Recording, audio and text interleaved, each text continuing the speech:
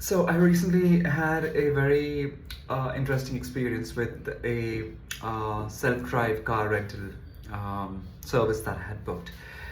I had traveled to Bangalore and I intended to be in the city for a little bit.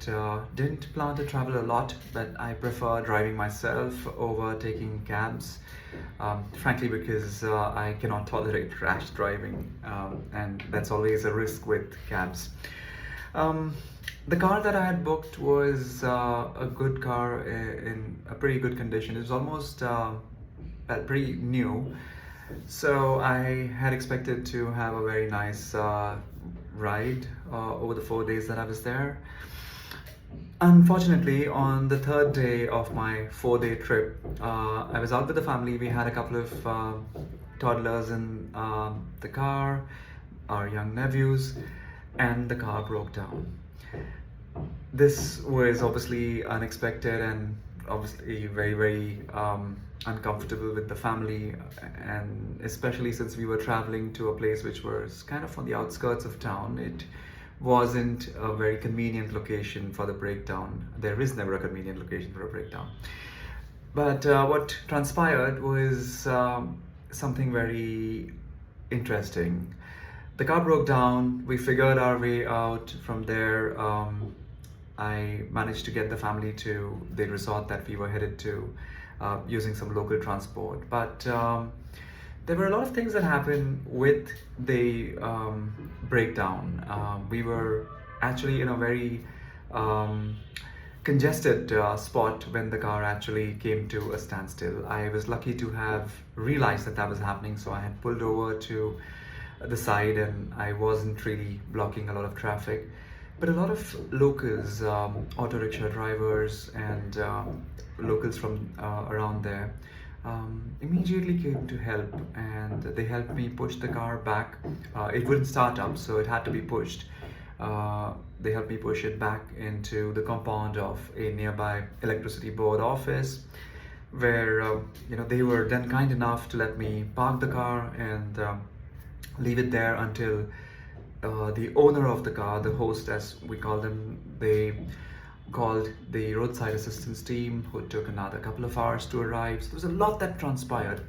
The roadside assistance guys came, checked the car, said that it couldn't be fixed, it had to be towed away.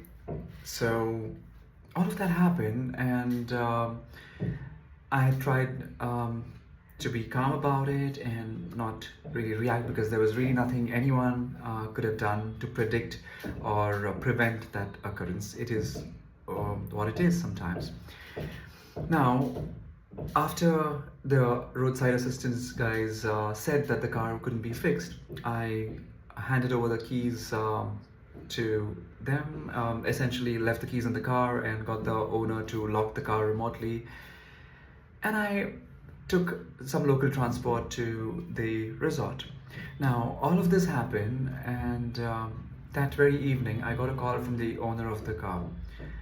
And he was so kind that he offered to pick me up in his own vehicle the next day and drop me wherever I wanted to go, about town. I was very pleasantly surprised, and of course I thanked him, and I was wondering if I should take that offer that he was making. Long story short, I ended up receiving another car from him. He sent a car with a driver, and it happened to be a brand new 2-day-old car, which was a beautiful car, much better than the one I had initially rented. And he'd sent it with a full tank of fuel, saying I don't need to fuel up. I was able to get around town. We had to visit a friend and then get to the airport. So it wasn't a very long drive, but I had the convenience of a very beautiful new car as a replacement. And this wasn't because of any obligation that this person was under. They, as per the platform's rules or policies, they were not required to provide a replacement.